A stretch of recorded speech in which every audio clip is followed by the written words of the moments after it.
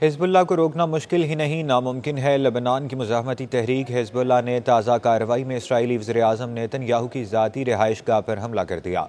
Saudi media reports के मुताबिक Hezbollah की जानिब से इसराइल के शहर कैसारिया में फायर किए गए रॉकेट में इसराइली वज़ीर-ए-आज़म नेतन्याहू की ज़ाती रिहाइशगाह को निशाना बनाया गया।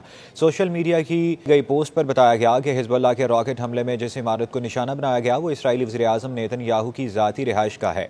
इसराइली वज़ीर-ए-आज़म ऑफिस की जानिब से जारी बयान में बताया गया कि हमले के वक्त नेतन्याहू और इनके ख़ानदान घर पर मौजूद नहीं थे।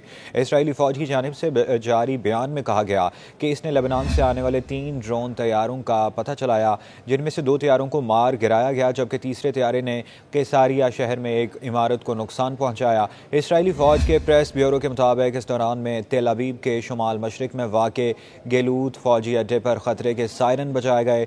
इसराइली फ़ौजी ने तस्दीक किया है कि लेबनान से आने वाले एक ड्रोन तैयारे ने कैसारिया शहर में एक ठिकाने को नुकसान पहुंचाया, जबकि इसराइली मीडिया का कहना है कि ड्रोन हमले में हदफ इसराइली वज़ीर-ए-आज़म बेंयामीन नेतन्याहू का घर था। इसराइली नशरियाती इदारे के मुताबिक कैसारिया को निशाना बनाने वाले ड्रोन तैयारे ने लेबनान से 70 किलोमीटर की मुसाफत तय की। दूसरी जानिब हिजबुल्लाह से जंग इसराइल को महंगी पड़ गई। लेबनान इसराइली फ़ौजियों का कब्रिस्तान बनने लगा। हिजबुल्लाह ने लेबनान में ज़मीनी कार्रवाइयों के आगाज़ से अब तक मजमूई तौर पर 55 इसराइली फ़ौजियों को हलाक और 500 से ज़्यादा अफसरान और एहलकार को ज़ख्मी कर दिया, जिनमें से दर्जनों इसराइली फ़ौजी की हालत तशवीशनाक है। गैर मुल्की खबर इदारे की रिपोर्ट के मुताबिक एक बयान में कहा गया है कि हिजबुल्लाह इसराइली फ़ौज को मुसलसल जानी और माली नुकसान पहुँचा रही है, जिसमें अफसरान और फ़ौजियों की बड़ी तादाद शामिल है और ये कार्रवाइयाँ जनूबी लेबनान के महाजों पर की गई हैं।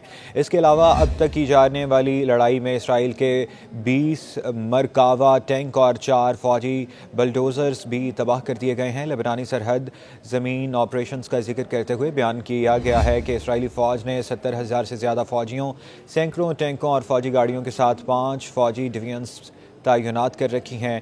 इसके बरक्स हिजबुल्लाह के सैकड़ों मुसाफती जंगजू इसराइल की किसी भी ज़मीनी पेशकदमी का मुकाबला करने के लिए मुकम्मल तौर पर तैयार हैं। बयान में मज़ीद कहा गया कि गुज़श्ता हफ्ते के दौरान हिजबुल्लाह की जानिब से इसराइली फ़ौज के साथ झड़पों में मज़ीद शिद्दत आई है। इसराइली फोर्सेस ने मशरकी और मगरबी सेक्टर से सात देहात की जानिब पेशकदमी की, ताहम हिजबुल्लाह का कहना है कि इसके जंगजू पहले से तैयार शुदा हिकमत अमली के तहत इसराइली फ़ौज को कामयाबी से निशाना बना रहे हैं और सरहदी इलाकों में घात लगाकर इनके हमलों का जवाब दे रहे हैं।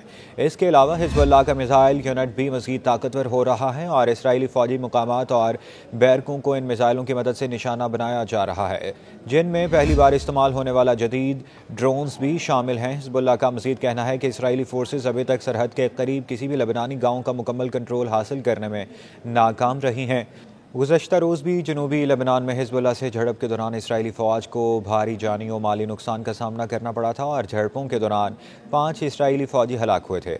इसराइली फ़ौज ने जनूबी लेबनान में हिजबुल्लाह के साथ झड़प में 5 इसराइली फ़ौजियों की हलाकत की तस्दीक की थी। इसराइली फ़ौज के मुताबिक हलाक होने वाले फ़ौजियों का ताल्लुक गोलानी ब्रिगेड से है और इनमें एक मेजर और एक कैप्टन भी शामिल है। इधर यूनानी बंदरगाह पर काम करने वाले मजदूरों की यूनियन ने एक जहाज़ के जरिए इसराइल लिए जाने वाले असलहे को रोक दिया है। मजदूरों की यूनियन का कहना है कि इन हथियारों को इसराइल ले जाने की कोशिश थी। बंदरगाह पर काम करने वाले कारकुनों की यूनियन का कहना है कि इस हथियारों से लदे जहाज़ को गज़ा और लेबनान में इसराइली जंग के खिलाफ बतौर एहतजाज रोका गया है। यह असलहा बरादर जहाज़ जुमेरात के रोज़ यूनानी बंदरगाह पहुंचा था, जिस पर 21 टन वजनी असलहा लादा गया था, जिसे इसराइल पहुंचाना मकसूद था। बंदरगाह के कारकुनों की यूनियन ने कहा कि यह वक्त है कि हम ये बाआवाज़ बुलंद कहें कि बंदरगाह को गज़ा जंग का हिस्सा नहीं बनने दिया जाएगा। हम अमन के लिए लड़ रहे हैं और इसलिए हम यूनान को जंग में शामिल नहीं होने देंगे। इसी तरह मजदूर यूनियन की तरफ से फेसबुक पेज पर भी तस्वीर अपलोड की गई हैं, जिन पर लिखा था कातिल इसराइल निकल जाओ, कातिल इसराइल निकल जाओ।